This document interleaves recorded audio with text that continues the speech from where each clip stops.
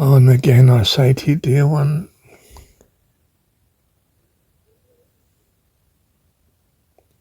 difficulties are a blessing. I'm going through a great trial at present of a personal nature with my ex and my daughter. And yet in it, I'm blessed with what I don't too humbly say is a spirituality that amazes me. This above recording, I mean, it's 3:15 in the morning. And instead of being overwhelmed by my difficulties, I've never felt, well, I have, but I feel so close to God.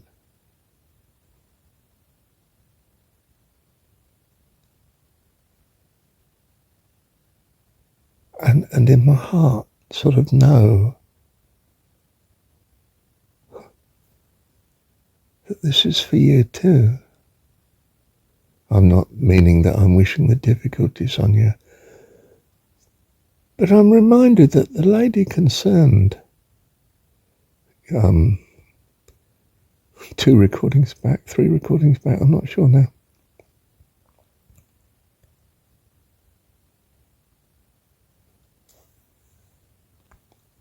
the meeting who personifies the presence of God in that assembly, I almost want to say, was not eating. We'd had a meal. We always start with a meal, bring a plate, and share it. And she didn't eat anything because she has dietary problems and she really does try to stick to what's best for her physical condition. And, well, it would be a great burden to any of us. But you see, not eating, I think, gave her a very clearness of head and a peace in her heart that was able to give pronunciation to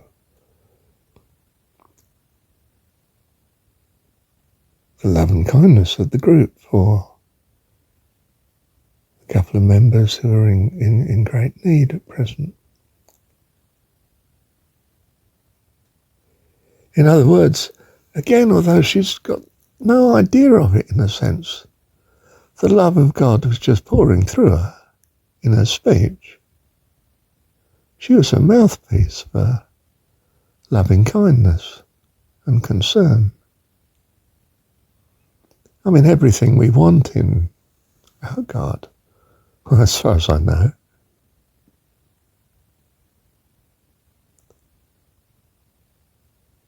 In spiritual terms, I just was witness to this loveliness of God in her.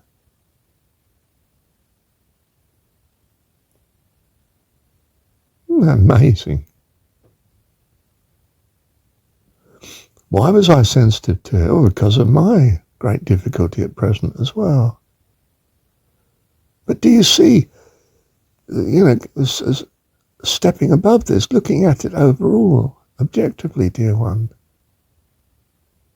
great difficulty brings a great blessing. I mean, it is incredible blessing to feel the presence of God in your being. And before you think, oh, this is far from you, you've experienced it many times in your life. Beautiful view, a fantastic night sky, a goodness of a friend, a good synchronicity in your life that's well, if you'll excuse the expression, it's an incredible blessing to you, and you think, gosh, I'm so glad that happened. And you want to thank the universe. Well, that's wanting to thank your God. Dear one, open your eyes. You're a child of God. Your emotions are as God. In a childish way, of course, because we're kiddies. We don't know what we're at. We just are. And though you may not, he loves you for it. She loves you for it. Our God, our dearest friend, loves you from before the world was, as Jesus puts it. The glory I had with you before the world was. And you can receive that glory again.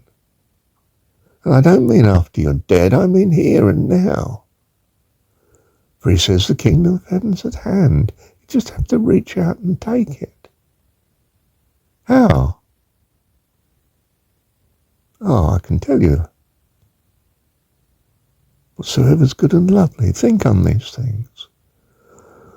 I've taken you through some thought of the kindness of this lady at the meeting. The godliness in her, though she doesn't even know it.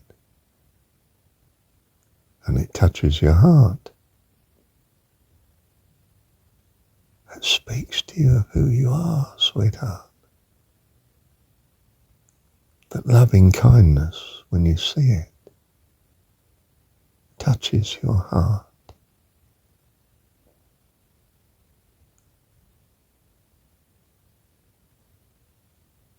Dear one, it's knowing. It is the knowing that you're a child of God. And if a child of God, your assurance of such is overwhelming as to your blessing eternally. Because of this relationship that our God assumes for us as of a loving dad, as of a loving mum, as of a dearest friend.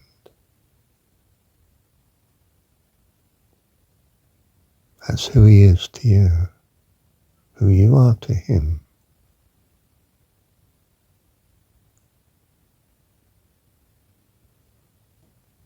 Wow. There's a verse in, may this loving God, the Father, now be near us. The Son and him who reigns in blessed peace to cheer us. The one eternal God, whom heaven and earth adore. For thus it was, is now, and shall be evermore. It's very old-fashioned, isn't it? It's very religious. It's very Christian in some ways, but it's far more profound than that. Oh, may this wondrous God, the Father, now be with us, the Son and him who reigns in blessed peace to cheer us, the one eternal God, whom heaven and earth adore, for thus it was, is now, and shall be evermore. Oh, let me bless you, dear one. I've found the words on Google. Follow the words. I'm laying at 20, nearly 3:30 in the morning, and my daughter's asleep in the other room, so I can't sing it as freely as I would, but just take the words, can you, from my singing.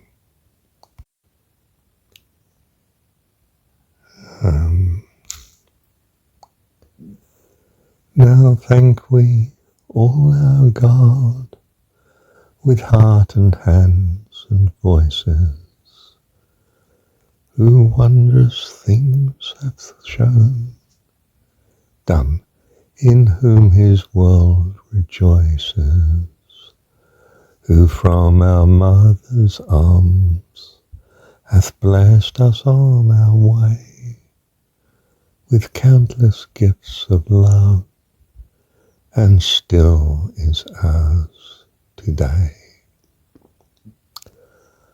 O may this bounteous God through all our life be near us, with ever joyful hearts and blessed peace to cheer us, to keep us in his grace, and guide us when perplexed, and free us from all ills in this world and the next. All praise and thanks to God the Father now be given, the Son and him who reigns with them in highest heaven, the one eternal God, whom heaven and earth adore. For thus it was, is now, and shall be evermore. Well, it tells me that the words more or less are by Martin Rinkart,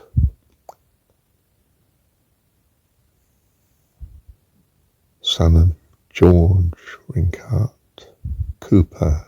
I think that means makes barrels, doesn't it? At Eilenberg in Mold, M-U-L-D-E, Saxony. Saxon, by the way, means Scythian, of course. The central steppe dwellers from originally the Caucasus Mountains area. And he was born, this chap, in Eilenberg in April the 23rd, 1586.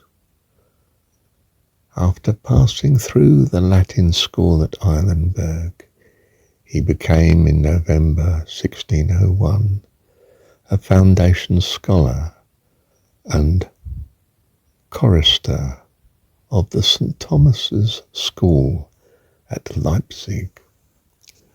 The scholarship also allowed him to proceed to the University of Leipzig, where he matriculated for the summer session of 1602. As a student of theology, and after the completion of his course, he remained for some time in Leipzig and did not take his M.A. till 1616. In March 1610, he offered himself as a candidate for the post of diaconus at Eilenberg and was presented by the town council, but the superintendent refused sanction this arrangement. And so it goes on. And then it talks about Catherine Winkworth. Catherine, born in Holborn, London, England, 1827, died in 1878, is well known for her English translations of German hymns. Her translations were polished and yet remained close to the original. Educated initially by her mum, she lived with relatives in Dresden, Germany, in 1845, where she acquired her knowledge of German and interest in German hymnody. That's an old-fashioned word. After residing near Manchester until 1862, she moved to Clifton. I know this area.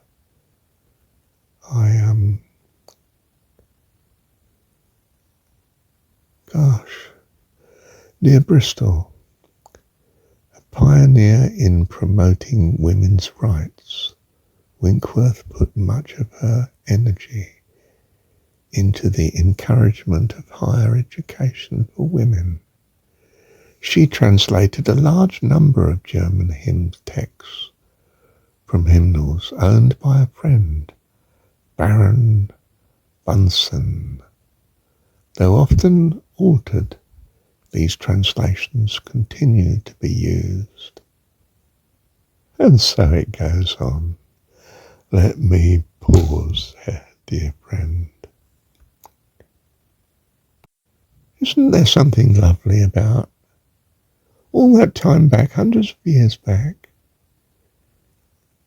these people contributing to something that might be a blessing to us now?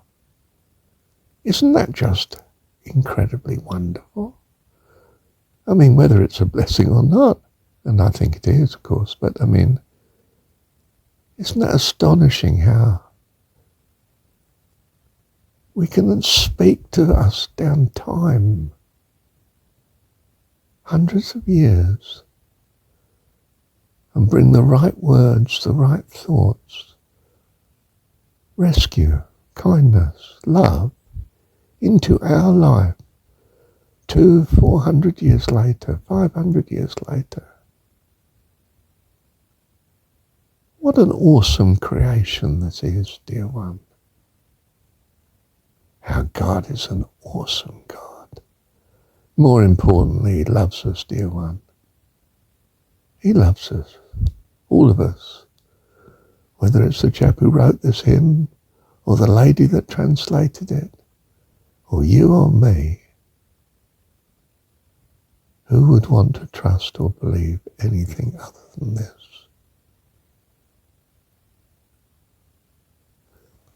How do you know you're of God, dear one? Because you can conceive of God in your mind. How unspeakably glorious that you have this touch on His being. Herein we know we are the children of God because He loves us.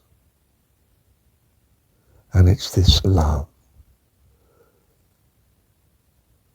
which conquers all things, whether it's my difficult last wife or my own failings that I'm oblivious of, hopefully.